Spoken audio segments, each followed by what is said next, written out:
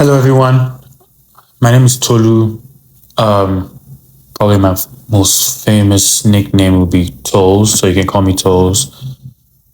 This is the best ever recording mock episode of my new football podcast. Currently untitled, currently debating a couple names, but the aim of this podcast is to talk about the game more tactically, um, about formations and styles of play and on a week by week basis on the games that I watch across the top four major leagues in Europe and international football, and of course Nigeria as well. Uh, I'm a Real Madrid fan, born and raised in Lagos, live in Atlanta. An interesting day to start recording. That after excuse me, interesting day to start recording after the disappointing loss against Arsenal. But today I wanted to cover the Champions League games specifically on Tuesday and Wednesday, and what I saw and what worked for the teams that eventually went through. Um, Starting with my club, Real Madrid. Real Madrid lost to Arsenal 2-1 today, 5-1 on aggregate, and very disappointing game. Arsenal plays a 4-3-3, like that's the formation they play, but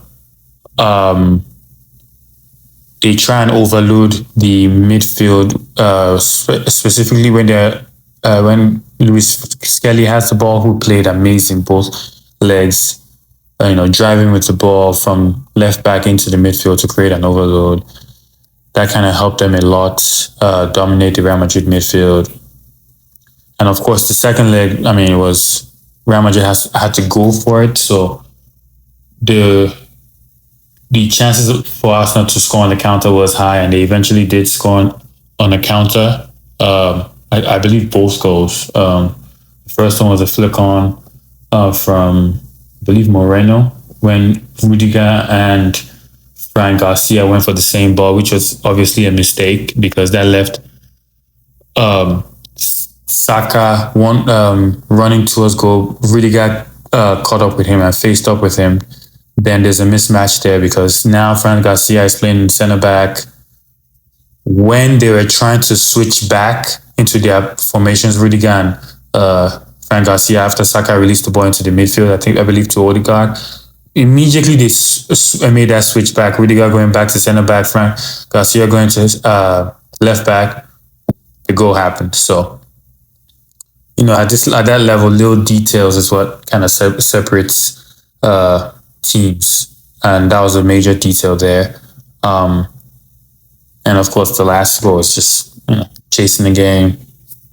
A brilliant pass from Declan Rice, who was superb both games, and Martinelli got on his jets, and calm finish to kill the game. Arsenal definitely deserved to go through. They played well both legs. First leg they did dominate. However, it was just Declan's individual brilliance that separated the tie.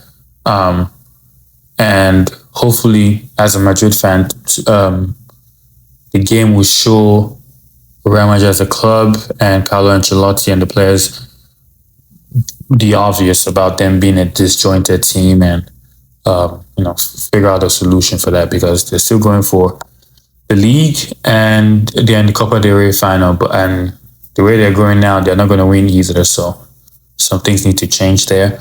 And for Arsenal, I've always said these are the kind of games that this team needs. Like I believe I said in a podcast that I was guest appearing on, you just have to keep showing up in these games, and you learn how to get through some of these big boys and become a big boy yourself, quote unquote. So we'll see how they carry on, how they kick on, not just in this season. I'm not necessarily expect them to win it. That'll be too much pressure. They can, but that'll be too much pressure from from a footballing perspective. I think this would be a big step for them as a group. Um, so they have some experience playing big high level football in home and away. So we'll see how that goes for them.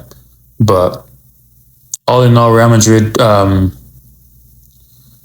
they played a 4-3-3 formation, but on the ball, Alaba and Lucas Vasquez were very, very high, and they made, especially Lucas Vasquez, who's technically not a defender, so a bit of a liability there. But so they used Valverde to kind of track his space when there's a turnover. So I understood what they were trying to do. I think that's what they should have done in the first leg. Personally don't like the 4-4-2 formation off the ball for Real Madrid. I know teams like Aston Villa, who else defends in the 4-4-2? Aston Villa is a team that comes to mind, but they defend 4-4-2. Well, actually, most teams do defend 4-4-2. City have done it sometimes. 4-4-2, mid-block, low block. But Vini and Mbappe don't have the work rate to defend in a 4-4-2 formation, which pushes Jude to the left. Obviously, not where he's most dangerous. So I think that tactic, choice of tactic, didn't help the team well in the first leg. So now, granted, if they had played the 4-3-3, I mean, who knows? They may have won, they may have lost, still lost. Who knows? But I thought that would be the way to go. Like today, they played 4-3-3. They started with Vini and Rodrigo on the wings. I saw a couple of times Vini tracking back, winning the ball and driving. I think today, I don't think that there was a portion of the season where Mbappe kind of realized that he was a 9 and was playing like a pure 9.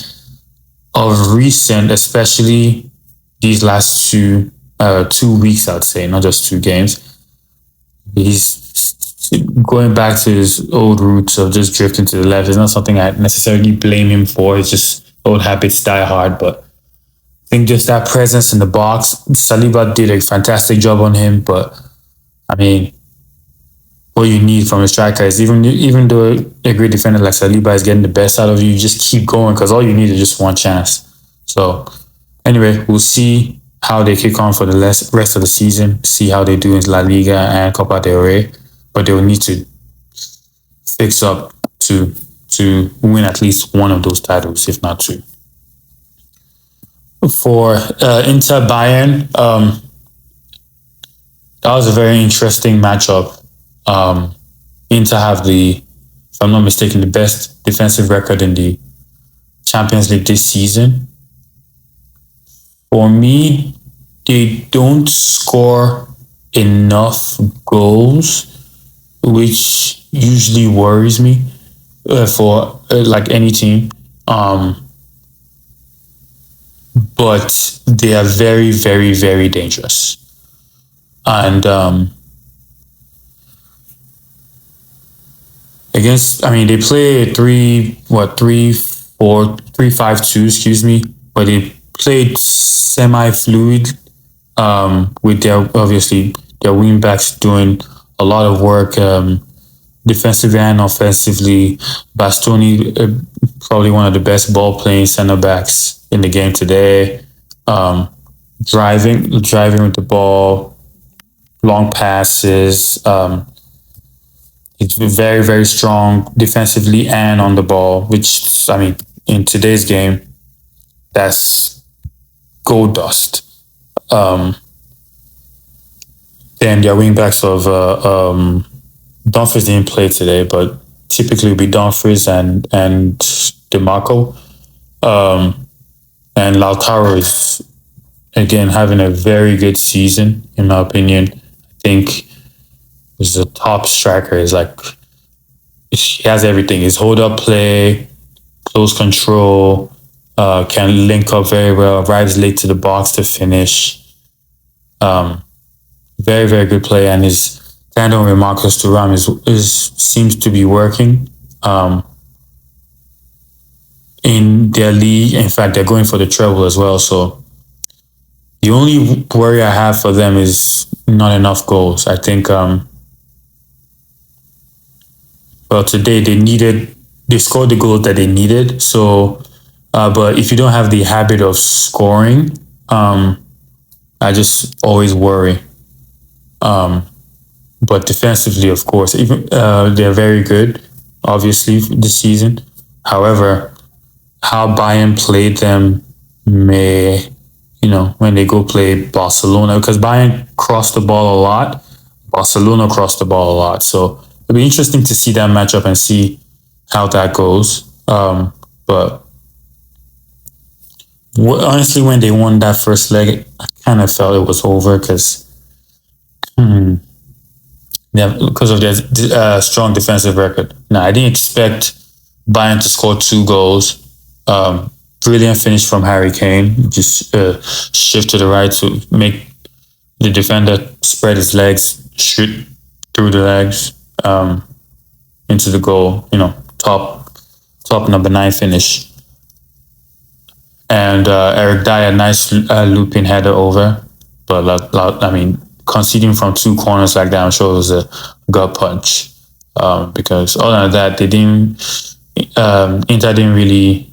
Well, there was one that Eric Dyer cleared off the line, and Inter scored off the resulting corner. But apart from those corners, Bayern probably could have gone through today. So I'm sure Barcelona will look at that game and see this kind of plays into our hands, because Barcelona kind of play somewhat similarly to Bayern, somewhat similarly, not completely similarly, but be interesting to see what each team learns about each other. Well, I'll go straight to Dortmund Barcelona, since I wrestled Barcelona. I've mentioned Barcelona a couple of times. Dortmund did something different in the second leg. First of all, Dortmund won 3-1, but lost the tie on aggregate. Dortmund did something different in the second leg. They played a 3-4-3 system, and were attacking Barcelona through the wings, because Rafinha does have decent work rate, but Lamine Yamal doesn't really do that much defensively. So they're trying to exploit that, and you can see that's what they were trying to do. Now, it's very interesting that they won the game. Obviously, they lost the tie, but they won the game because Inter can play the way Dortmund played in the second leg. So I thought that was, interesting. I'm sure Inter will be looking at that game like, okay.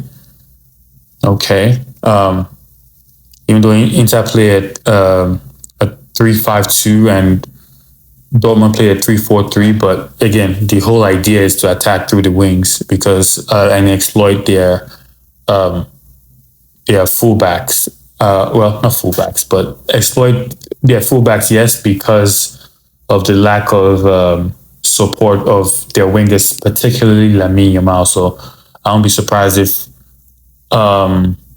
DeMarco would be an important player for that tie for Inter. Now for Barcelona, I'm sure they probably would look at that game as a one-off. They did the job in the first leg. Still not nice to lose, even though you're going through, but I don't think it will affect them that much. They're playing very well since, I guess, the turn of the year. They play, 4-3-3, nothing really complicated, but Pedri is their guy. Like, he's the one that makes everything tick, keeps the ball very well. He's like he reminds me of Xavi and Iniesta now. Not necessarily, he hasn't done anything to be that great yet, but in terms of like style, very good on the ball, knows how to protect the ball, close control, can pick a pass, can link up play. He's the pass before the assist sometimes. He's the straight assist sometimes. But the work he does on the ball, and of course he can press, the whole team can press the ball. So, and of course Lamine and Rafinha, who's having the season of his life. And of course, old man Lewandowski still, I think he has 40 goals all comps. Quietly, just a quiet 40. That's how you know you're great, when you score 40 goals and it's not really, at least from my view, it's not really spoken about enough. So they would feel confident going into that game, like just do their same thing. They can play their high line, which they've been very successful at it so far. I don't imagine their high line being a problem against Inter because they don't have. I mean, Marcus Thuram is fast, but not too fast to get away. So, and Lautaro is not a speedster, so their high line will be just fine. Interesting matchup because it will be. I mean, Barcelona playing Barcelona away, and another thing I noticed is they don't do. I mean, they have a German coach now, but they have possession with intent. They're not. The old Barcelona is very, very patient with their possession, but this team is a tad bit more direct than the Barcelona that we're used to, and it's working. So it'll be interesting matchup to see the battle of styles. Who wins that battle of styles? Well, speaking of the high line, if Dumfries is fit to play, maybe that's the angle they can try and beat the outside trap off.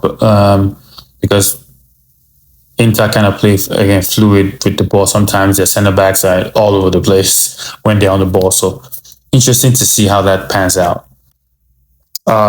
Next game, PSG, Aston Villa.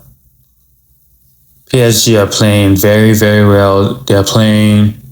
They have no. I mean, Dembele is a star, but they have no like superstar. So I'm sure Luis Enrique loves that. So that he's able to mold them to play together, and they're playing very well, having a great season. It's the second half of the season. The second leg, which they lost 3-2, I believe. But they started off very well. Again, another team that, with their wing backs, very, very, very involved in creating and scoring goals. I believe Hakimi and Nuno Mendes have, I think, they're both in top 5 goal contributions in the Champions League these seasons, just to show you their influence on the game.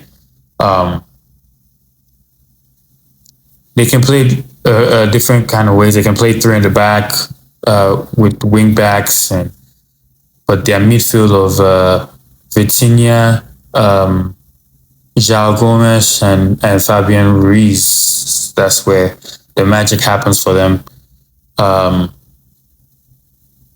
Sort of like Arsenal with Partey, Declan, and Odegaard. They do everything. They cover their wing backs and their defenders when they drive off the ball. They're very good going forward as well. Very good on possession. Very good off possession. They're just a very, very, very good unit. So that's where I think the tie was won for them. Aston Villa played well. I mean, the first Champions League campaign back in, I don't even know how long, actually. But they played very well. Marcus Rashford was very, very good. I don't know why he was subbed off. I thought they play him and Ollie Watkins if you're going for the game. Maybe His name is slipping off. Unai Emery. Maybe Unai Emery felt like it wasn't yet time to throw the kitchen sink and go for it at the time that he subbed Marcus off. But subbing a player that had the game that he did, beautiful assist, nutmeg from the right off a corner, off a cleared corner, back to him on the right. Nutmegs his defender, drives, beats another player, goes to the byline, cut back, counter finish. I mean, he was having a good game, but I don't know why they subbed him off. But I mentioned Aston Villa earlier, how they defend 4-4-2, and I think they may have committed too soon in the game, and PSG caught them off the counter twice. But as the game grew, that's what Real Madrid was trying to do in the first leg of the Arsenal tie, where they were trying to defend a 4-4-2. Arsenal Villa better at it because they have more mobile players all across the board that do both sides of the game.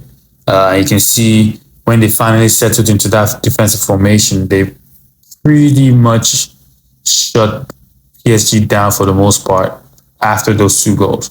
And maybe you're kind of unlucky to not score one more game, because Donnarumma had a fantastic game. Save off Tielemans, save off Rashford. There are 2 more saves that I'm forgetting, but he had a brilliant game. But that was a very fun tie, and it will be interesting to see what Arsenal learned from that game when watching the Aston Villa PSG game. It'll be interesting to see what Arsenal learned from that as they both face up in the semi-finals. That matchup will be interesting again. Both teams have very strong midfield 3. Both teams don't have a traditional number 9. Both teams have dynamic wingers from Dembele to Barcola to Doué to Arsenal's Saka and Martinelli. So be very interesting. Arsenal play at home first, so Arsenal will need to win that game at home. Both teams, PSG have had relative success in between the Messi era, just before, by getting to semi-finals and finals, and after getting to semi-finals. So maybe PSG have more experience at that stage, and of course they have a very, very, very good coach in Luis Enrique. So it'll be interesting to see if they both. I expect Arsenal to play the same as they did against Madrid, but PSG can play 3 in the back or can play 2 in the back. So it'll be interesting to see what Luis Enrique decides to do and how he wants to attack Arsenal. So yeah, very, very. The game today is now very, very tactical. So it's always fun for me to watch. What every team is trying to do and how successful they are at it. And I'm obviously disappointed that my team is not in in semi-final, but there's still a lot of good football to look forward to. So yeah, I'm excited. Sad, but excited. The games I'm looking forward to this weekend, I have 3 games in particular that I have my eyes on because of, just the matchups. First is Villa, Newcastle. Newcastle, again, they won their game but lost the tie. And now, I remember, I think John McGinn was saying after the PSG game, John McGinn is the captain of Aston Villa. he was saying that they're going to do anything. I mean, everything they can to get back to the Champions League because it was a great experience for them. And Newcastle have been flying, especially after their Carabao Cup win. They've won, I believe, every game since then. Isak, Murphy, their midfield three as well with Joel Linton, Tonali, and Bruno G. Very, very strong. And forgot to mention Tillemans for Aston Villa is having a very, very good season. He's a very important player for them. I mean, the spotlight goes to the Watkins and the Rogers and now Rashford, but he's very, very, very key for them in the midfield.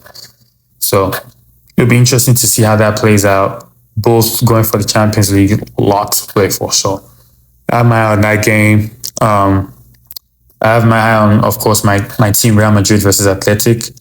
Real Madrid, again, not playing well. They won their last league game 1-0, but now Mbappe is suspended for just one game, so he won't play this weekend. So it'll be interesting to see if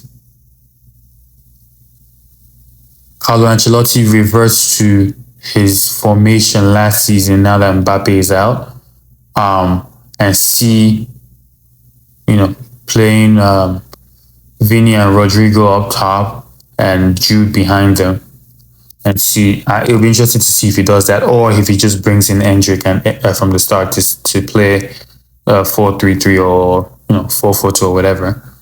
It'll be interesting. I want to see what he'll do, his response to getting knocked out the way they did against Arsenal. So I have my eye on that. And AC Milan, Atalanta. AC Milan struggling. They're a very weird team. Going through a transition phase now, new coaches and whatnot. Versus Atalanta, who are trying to keep the title challenge alive. They won their last game, I believe 2-0, but they haven't had a great last couple months, so they slipped.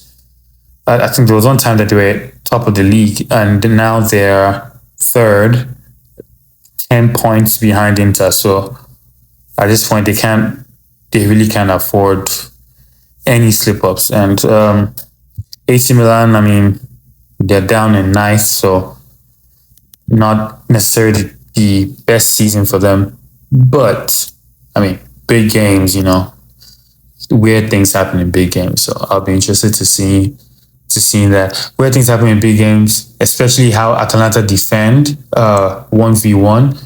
And AC Milan have some players in, Leao and Pulisic and Samuel Chukwueze that can exploit that. So we'll see how that goes. So those are the 3 games this weekend I'm looking to watch, and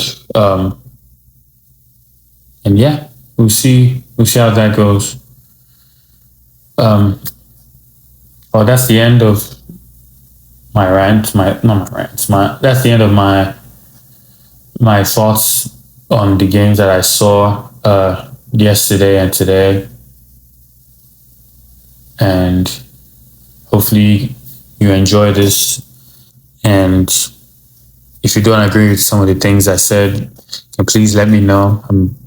I love talking about stuff like this. So yeah, hopefully this kicks on. Well, the whole idea of this podcast, talking analytically about the game, and maybe I'll look back at this recording and be like, this is where it all started. So, all right, that's all I got. Again, my name is Tolu. Call me Tolls, Real Madrid fan. Signing out.